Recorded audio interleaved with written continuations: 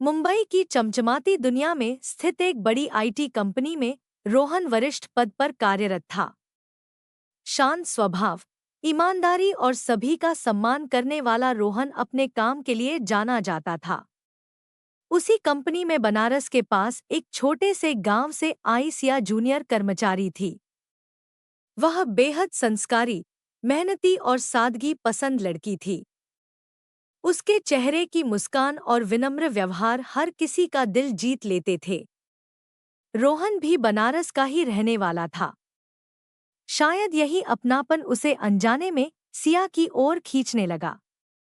वह रोज किसी न किसी बहाने उसके विभाग तक पहुंच जाता, लेकिन कभी अपने दिल की बात नहीं कह पाता। एक दिन कंपनी के एक भव्य समारोह में रोहन ने विशेष आग्रह करके सिया को भी आमंत्रित करवाया। उसी शाम दोनों ने पहली बार खुलकर बातें की। डांस के दौरान भावनाओं में बहकर रोहन ने अनजाने में सिया को अपनी बाहों में उठा लिया। सिया असहज हो गई।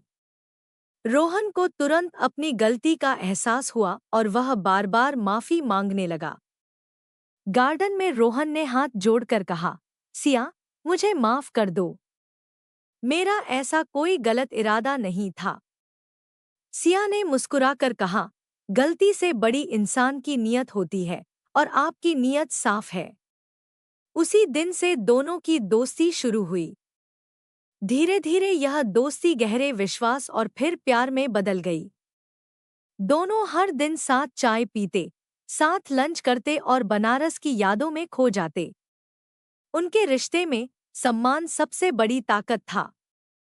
सिया के जन्मदिन पर रोहन ने उसे नई स्कूटी उपहार में देनी चाहिए, लेकिन सिया ने मुस्कुराकर कहा, मुझे स्कूटी नहीं चाहिए, मुझे आपका साथ चाहिए। वही मेरे लिए सबसे बड़ा उपहार है।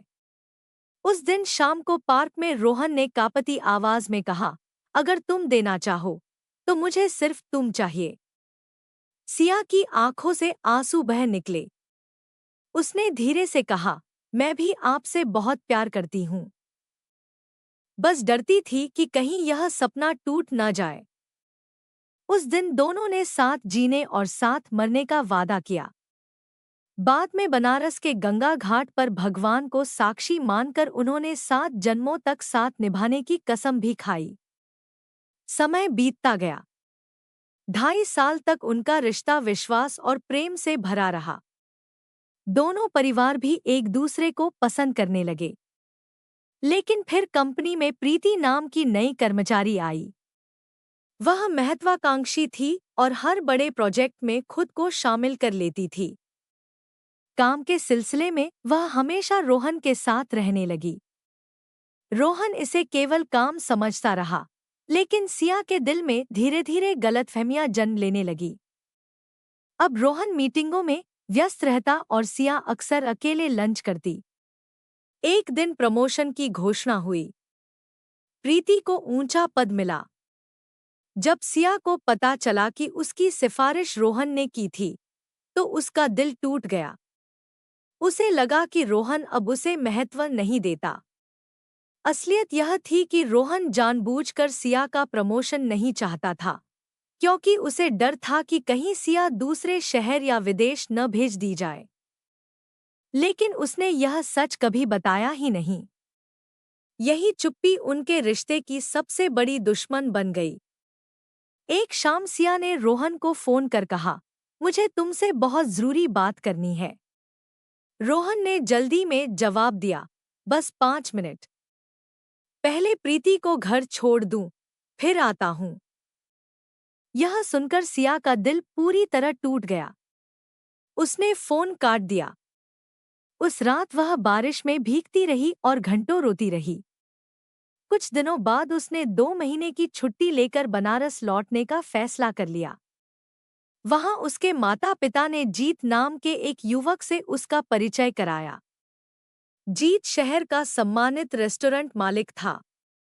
सबसे बड़ी बात यह थी कि वह रिश्तों में सम्मान को सबसे ऊपर रखता था। पहली मुलाकात में उसने केवल इतना कहा, अगर तुम्हें यह रिश्ता पसंद नहीं है तो मैं कभी जबरदस्ती नहीं करूंगा। यही बात सिया के दिल को छू गई। जीत ने कभी उसके अतीत के बारे में सवाल नहीं पूछा। उसने सिर्फ उसकी मुस्कान लौटाने की कोशिश की। धीरे धीरे सिया ने अपने टूटे हुए दिल को संभालना शुरू किया और आखिरकार दोनों की सगाई हो गई। उधर मुंबई में रोहन अपनी व्यस्त दुनिया में खोया रहा। एक दिन उसे अचानक पता चला कि अगले महीने सिया की शादी है। उसके पैरों तले जमीन खिसक गई।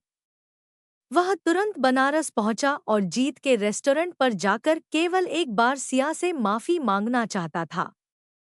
बातचीत के दौरान हल्की धक्का मुक्की हुई और जीत गिरकर घायल हो गया। उसी समय सिया वहां पहुंच गई। उसने रोहन को देखकर कहा, अब बहुत देर हो चुकी है। बाद में जीत ने सिया को सच्चाई बताई कि रोहन लड़ने नहीं, बल्कि माफी मांगने आया था। फिर भी टूटा हुआ विश्वास वापस नहीं लौट सका। शादी का दिन आ गया। दुल्हन बनी सिया की आंखों में आंसू थे। जीत ने उसका हाथ पकड़कर कहा, मैं तुम्हारे अतीत से कभी नहीं लड़ूंगा। मैं केवल तुम्हारे आज का सम्मान करूंगा। उधर मंदिर के बाहर दूर खड़ा रोहन चुपचाप सब देख रहा था। अब उसके पास कुछ भी कहने का अधिकार नहीं बचा था। जब सिया की विदाई हुई, उसने एक बार पलटकर रोहन को देखा। दोनों की आंखें मिली, लेकिन शब्द कहीं खो गए। रोहन की आंखों से आंसू बह निकले। उसने आसमान की ओर देखते हुए टूटे हुए स्वर में कहा, 7 जन्मों का वादा मैं इस एक जन्म में ही निभा नहीं सका। बारात दूर चली गई। सड़क खाली हो गई, लेकिन रोहन वहीं खड़ा रहा। उस रात उसने पहली बार खुलकर रोया। उसे समझ आ चुका था कि प्यार को सबसे ज्यादा किसी तीसरे इंसान ने नहीं, बल्कि उसकी अपनी चुप्पी और समय न दे पाने की गलती ने हराया था। समाप्त।